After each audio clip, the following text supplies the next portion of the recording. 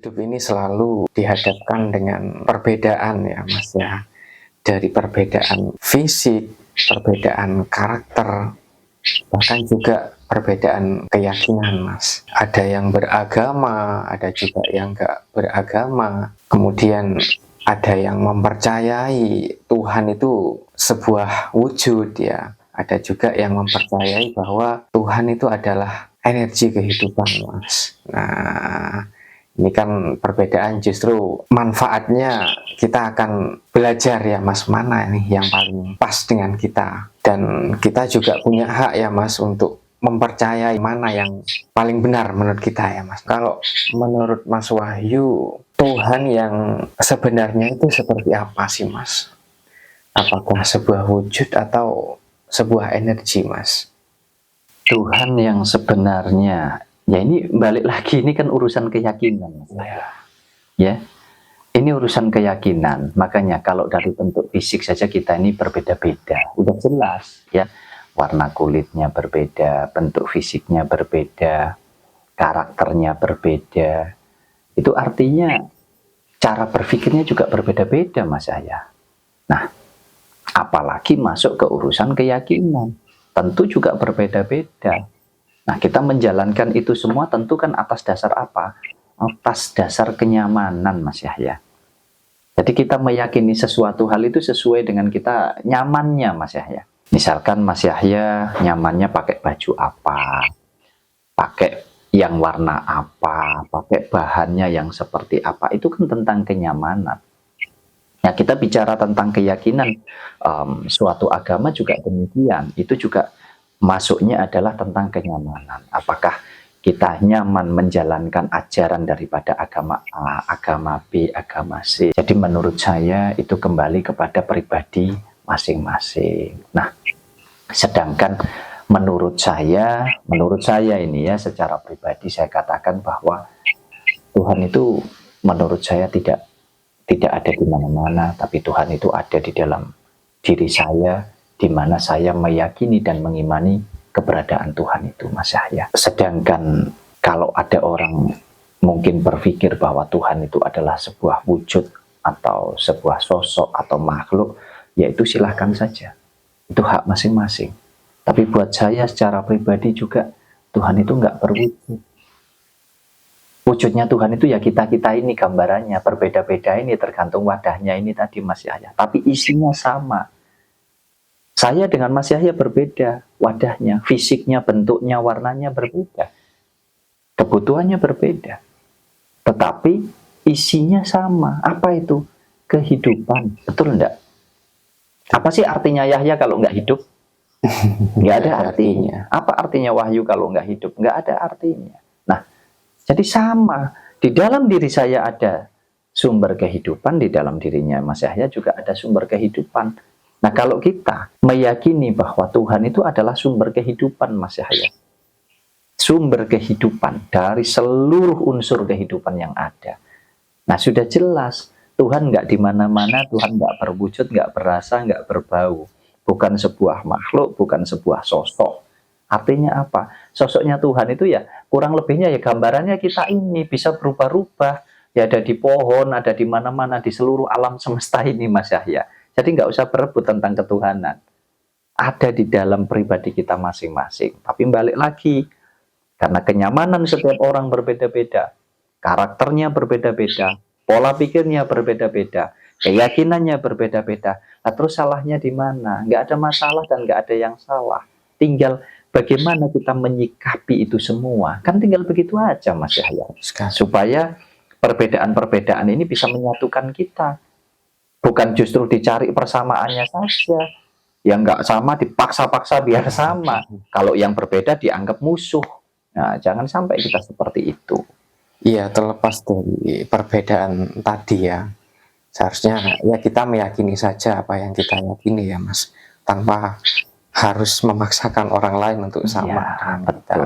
Nah, kalau di agama ini kan kepercayaan Tuhan sebagai wujud ya Mas, kemudian di masyarakat Jawa meyakini bahwa Tuhan itu sudah menyatu dengan diri kita ya.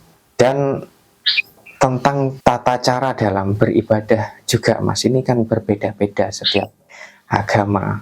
Ada yang istilahnya sholat, ada sembahyang, ada yang mungkin semedi, mungkin ya kalau kita orang Jawa. Nah, sebenarnya cara menyembah Tuhan yang benar itu gimana sih, Mas? Lalu bagaimana, Mas, tentang anggapan bahwa orang-orang kejawen itu tidak sholat, Mas? Kenapa kok gak melakukan tata cara seperti yang dilakukan di dalam agama-agama lain?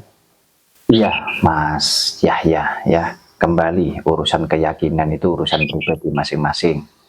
Berbeda enggak apa-apa, ya. Yang penting tetap rukun, karena kita ini hidup ini saling membutuhkan. Nggak ono wong Jawa, nggak ono wong Londo, ya. Nggak ono wong Dayak, Sunda, semua sama. Kita ini saling membutuhkan. Ayo kita hidup rukun, hidup damai satu dengan yang lain. Saling mengasihi, saling menyayangi, saling mencintai. Di dalamnya ada saling tolong-menolong, saling peduli satu dengan yang lain. Kita bicara tentang tata cara beribadah, ya. Tentu di setiap agama kan berbeda-beda. Kita jalankan saja sesuai dengan keyakinan agama kita masing-masing, ya. Oh, yang Islam bagaimana, kemudian yang Kristen bagaimana, yang Hindu bagaimana, yang Buddha, yang Katolik juga bagaimana, di dalam menjalankan apa yang mereka yakini tentunya, yang katanya menyembah Tuhan. Nah, tentunya setiap ajaran agama ini kan memiliki tata cara yang berbeda-beda. Nah, kalau kita sudah memeluk suatu agama, kita meyakini, ya kita jalankan tata cara yang ada, kita jalankan ajaran-ajaran yang ada di agama tersebut. Tetapi jangan sampai kemudian kita menjalankan itu semua hanya karena supaya kita bisa dinilai baik oleh sesama manusia. Biasanya kan terjebaknya di sana, Mas Yahya. Jadi hanya menjadi rutinitas tata cara ini tadi. Padahal tata cara ini adalah bentuk kenyamanan kita.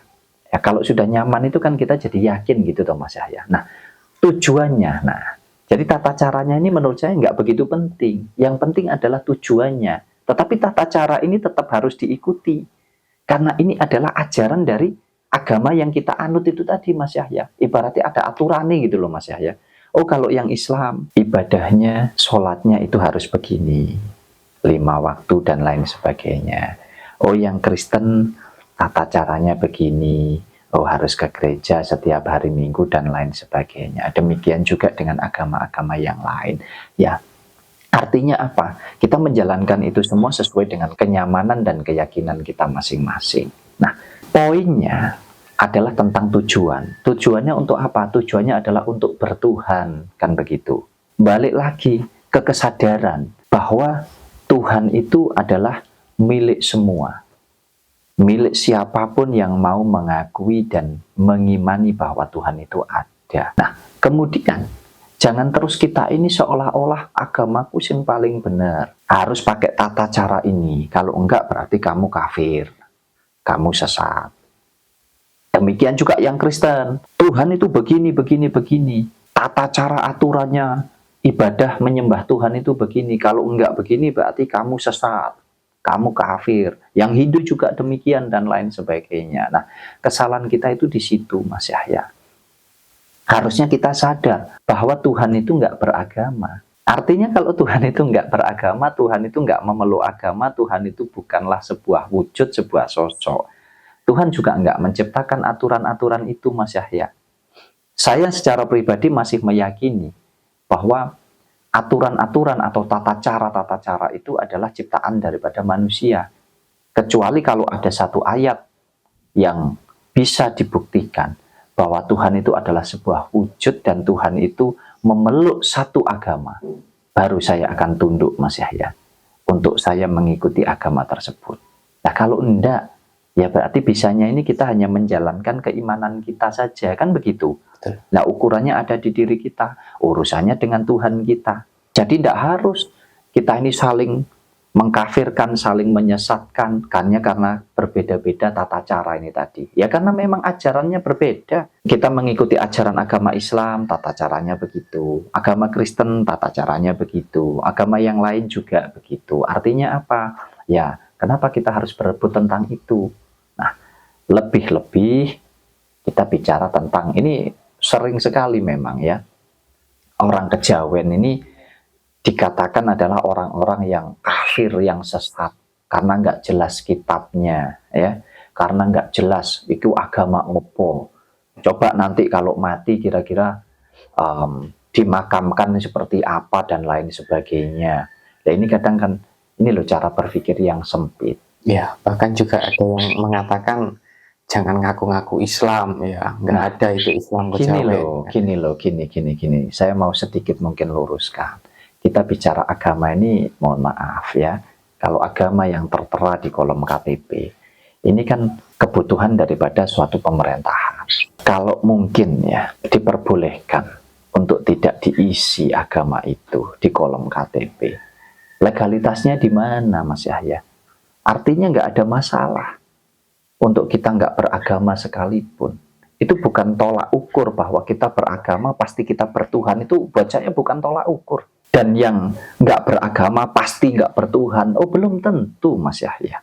Ya, tadi sudah saya katakan bahwa Tuhan sendiri itu loh nggak beragama. Nah, kenapa kita manusia ini berebut tentang agama dan kita berebut seolah-olah Tuhan itu adalah milik kita sendiri? Apalagi banyak yang mengatakan bahwa orang kejawen itu katanya nggak sholat lah. Sebetulnya nggak sholat ini juga bahkan dilakukan oleh orang-orang Islam juga, Mas Yahya. Islam banyak yang nggak sholat, cuman mau mengakui atau tidak, ya.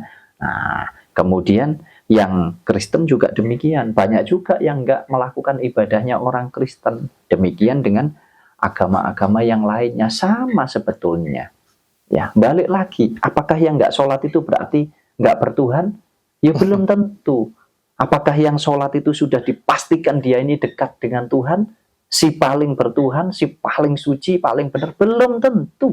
Ukurannya ada di pribadi masing-masing. Semua tergantung. Kalau kita merasa bahwa kita ini bertuhan, kita ini paling mengerti tentang agama, harusnya kita bisa menjalankan ajaran-ajaran agama itu tadi dengan baik, dengan benar. Makanya saya sering katakan bahwa agama ini nggak ada yang salah, tapi para penganutnya lah yang salah. Karena cara berpikirnya sangat terlalu sempit atau fanatik, Mas Yahya. Ya inilah hebatnya doktrin dari suatu agama, apalagi kalau yang menyampaikan ajaran agama itu tadi belum memahami betul tentang isi daripada agama itu, Mas Yahya. Sering dan banyak sekali orang yang mengatakan dan beranggapan bahwa orang kejawen itu nggak sholat. Orang kejawen itu lebih begini, Mas Yahya. Orang kejawen itu tidak pernah mencari Tuhan, itu bingung keluar ke sana kemari. Orang kejawen itu tidak sibuk atau menyibukkan diri bahwasanya supaya terlihat bahwa dia itu bertuhan, tidak. Orang kejawen itu meyakini bahwa Tuhan itu memang nggak perlu disembah, Mas Yahya. Orang kejawen itu meyakini bahwa Tuhan itu ada di dalam diri pribadinya. Orang kejawen banyak yang beragama Kristen, banyak yang beragama Hindu, banyak yang beragama Islam juga. Nah, sedangkan kejawen itu sendiri adalah sebuah pemahaman ya Mas Yahya ya. Sebuah pemahaman, sebuah keyakinan. Kebetulan kita ini adalah keturunan daripada leluhur kita di Jawa, sehingga kita menyebutnya sebagai kejawen gitu ya Mas Yahya, yang mengikuti tradisinya, budayanya, ajaran daripada leluhur Jawa. Ini kan bukan agama, Mas Yahya. Artinya apa? Tata cara beribadahnya atau bahasa menyembah Tuhannya, tata caranya itu ada di dalam diri pribadi masing-masing, Mas Yahya. Karena mereka meyakini bahwa Tuhan itu sudah ada di dalam dirinya.